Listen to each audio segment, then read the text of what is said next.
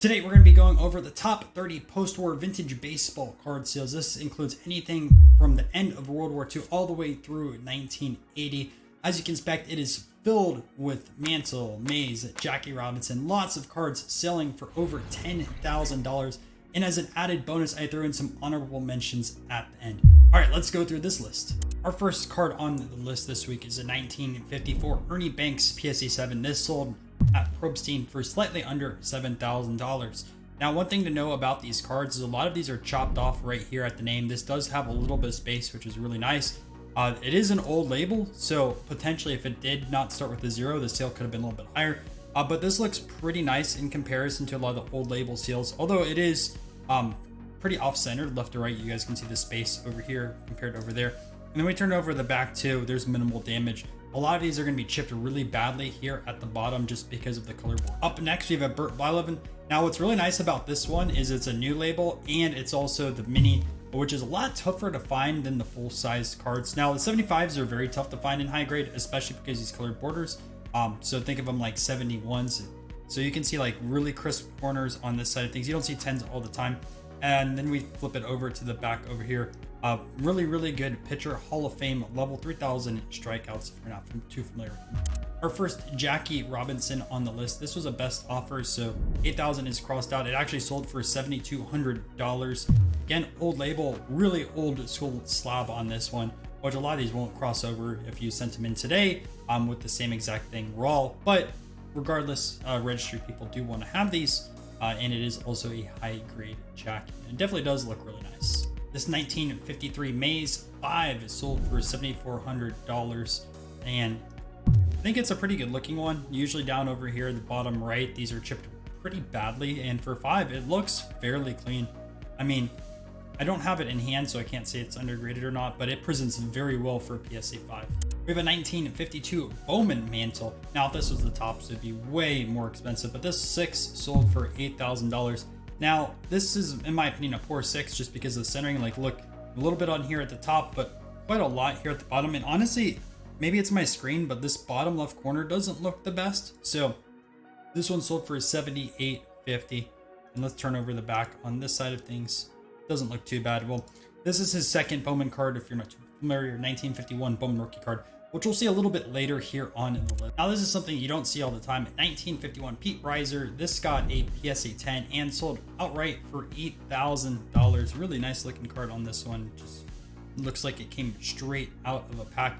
Now, a lot of people think Pete Reiser is really good, and unfortunately, he had to deal with injuries as well as kind of a shorter career due to the war. So you can see his stats over here. Pete Reiser, 24.5 wins above replacement, 58 home runs, 295 batting average. Matter of fact, he was actually put in a few top 100 lists up because people took a look at his injury side of things. And you can see he missed 24, 25, and 26, some of his most productive years. And then really didn't even play after the age of 29. So kind of like a big what if over here.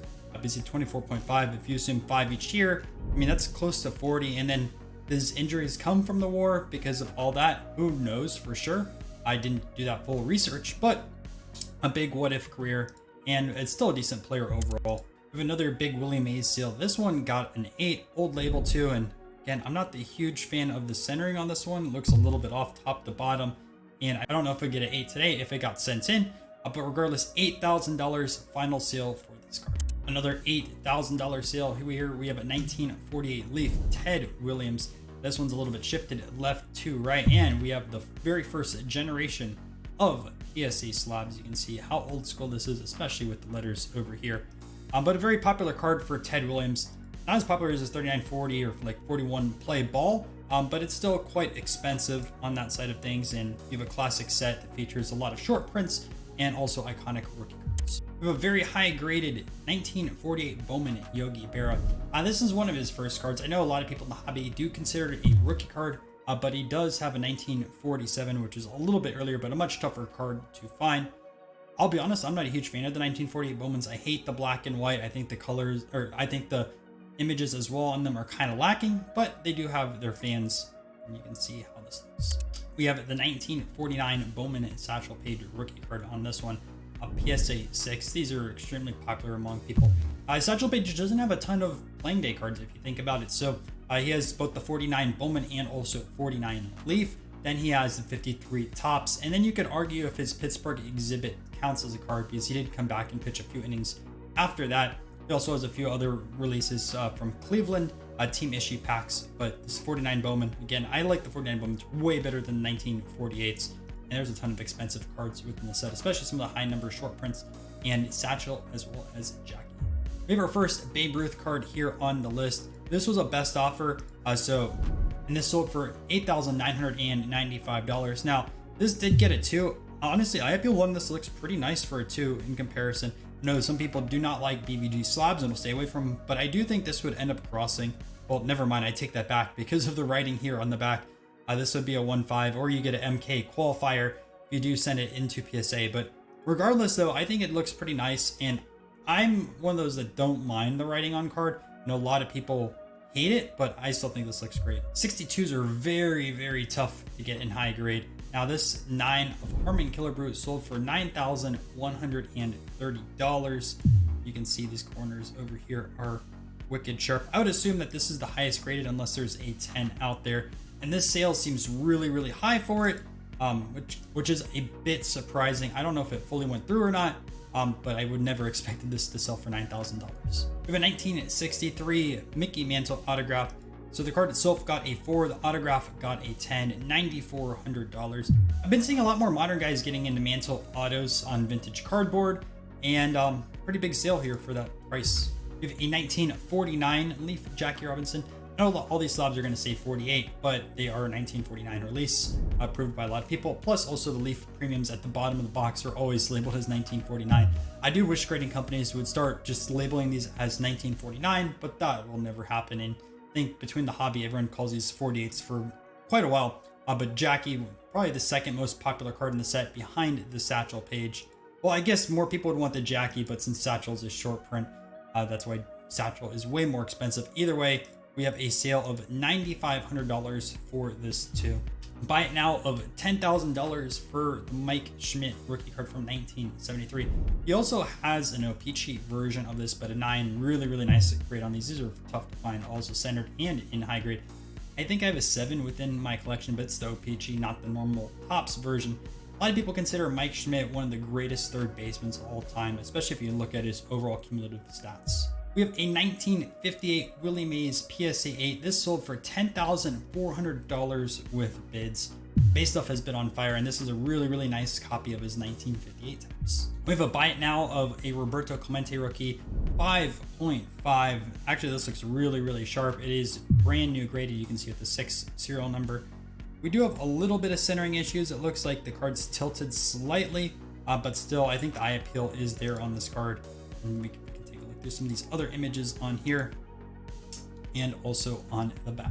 1968 Nolan Ryan, one of his 4 rookie cards from this year. This had a $32,000 buy it now over here, but it sold for $12,000. It's a 9 with a qualifier. So if you look at the registry side, things this would come back as a 7.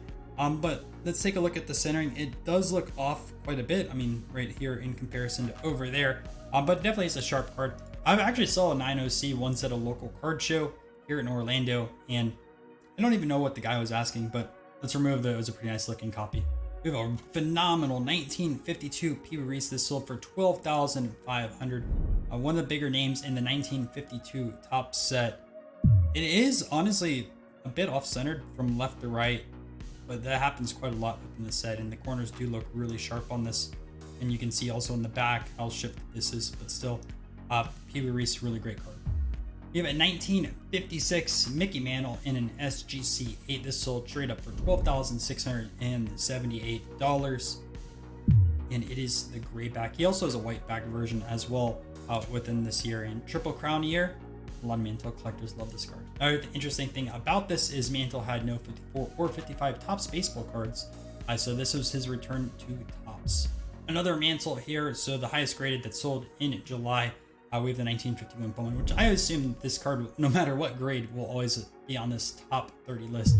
But 14,243 through Probstein. Obviously, this is shifted to the left, which definitely hindered the grade. The corners don't look too bad. There's a little bit of issues over here towards the top left, it looks like. But a lot of these are going to be off-centered. And there's definitely a really good premium if you can find this card centered. Another Mickey Mantle, this 1957 8 sold for $14,655. Another really tough release to find centered. In fact, this set itself, 1957 tops and mid-grade, sometimes centering is worth more than the grade itself, which sounds crazy to say, at least for 50s through 70s baseball side of things. But here we go. Another 1952 tops here on the list. We have a Willie Mays. This 4 sold for $15,377 with 49 bids. Great centering on this one, and there's definitely a bump because of that. We have a Hank Aaron rookie card, PSA 7, sold straight up for $16,000. Little off-centered left to right. Let's take a look here on the back. Looks fairly clean overall, although you can see we almost have no border here on the right side of things. Another Mantle, 1953 tops. This PSA 6 sold for $18,000.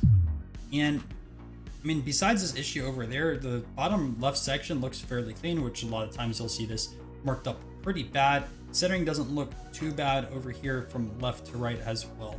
1952 Jackie is sold for $18,000 in a 4. Again, one of these cards that you'll see every single month on this list, assuming that it does sell for the month, which it should. It's not a rare card by any means. 1951 Willie Mays rookie. This one is sold for $22,000. Pretty sharp, but it is off-center left. We have a 1961 Mantle in a PSA 9. This sold for $23,000. If you're familiar, this is the same year Mantle and Maris fought for 61 home runs. The 1952 Mantle 2.5 sold slightly under $60,000. Definitely one of the most popular cards in the hobby, although I think it is quite overrated, and this will correct long term. But either way, a very high sale on this, and this is a newer label. And lastly, we have a BVG 9 of Pete Rose. This one had a buy it now price of $200,000, but it sold for the strong price of $80,000. And we can take a look over here. There's like virtually no chipping over here, which is very tough to find. And over here, the corners do look pretty sharp. I don't know if someone's gonna buy this and then cross it or just keep it in the slab. It's risky, man. $80,000 for this cart itself. But I guess we'll find out eventually if another one of these do pop up on the market. All right, let's go over some honorable mentions. Up first, we have a 1975 O-Pee-Chee Nolan Ryan. We talked about the minis, and now they have normal sizes. Well, they also were printed in Canada. This started as a buy it now at $10,000, but sold for $6,750. 1949 Bowman Sheldon Jones. This one is sold for slightly under $6,000. I wasn't too familiar with who Sheldon Jones was. Didn't look like he had too long of a career. He had accumulated 5 WAR with 54 wins, 260 games, 413 strikeouts with 920 innings pitched, and played between 1946 and 1953. The only raw card here on this list, we have a Satchel Paige autograph. Now, very risky to buy raw, obviously, but it does have a JSA certification backing it. This card sold for $5,800. One of the first Stan Musial cards. This had a buy it now price of $8,000, but sold for $5,000. The front actually looks very nice for Propaganda's Montiel. A lot of these will have like ripped corners or creases all over the place. So the eye appeal wise is there. And on the back, it looks great too. I mean, there's a little bit of paper loss over here and there, but still, I think this was a really nice sale, especially for seeing what people were asking for other copies. I know because I've tried to buy this card 3 times and have had no luck. Not this exact same copy, just other Propaganda Montiels. We have a 1952 Bowman Mays. This one sold for $3,800, 5.5. Although I think if this was graded today with SGC centering standards, this would not get that grade. 1947 Warren Spahn Tip Top Bread. A lot of people assume it's 40 Bowman's rookie, but this was a little bit earlier. 4 grades very tough to find on this card, and this one sold for $6,600. 1963 Mickey Mantle. This old label starts with a 0. Sold by Cards Infinity, which crazy enough that was the first YouTuber I watched with sports cards back home in middle school. I used to watch his box breaks, and yeah, kind of cool to throw that back out there. But either way, $6,385, which was a pretty strong sale on this card. And we can take a look over here. There's a little bit of edge wear on both those sides, so I don't know if it would cross to an 8 today if it was sent in raw, but still a pretty strong copy. We have a 1972 Carl Yastrzemski. Now, Yastrzemski's rookie is either like 60 or 61, depending who you ask. But either way, very strong sale on this one with $5,400 for this 10. And obviously 10s aren't too easy to come across on vintage side of things. And our last honorable mention, we have a 1957 Frank Robinson PSE 8. This one sold for $4,800. In my opinion, Frank Robinson is quite frankly underrated, especially for all his accolades that he's had throughout his career. That being said, this is a pretty strong sale. I hope you guys enjoyed this video. If you want to see some other eBay sales for July, I just published a non-sports video over here. Click here right now to watch the list.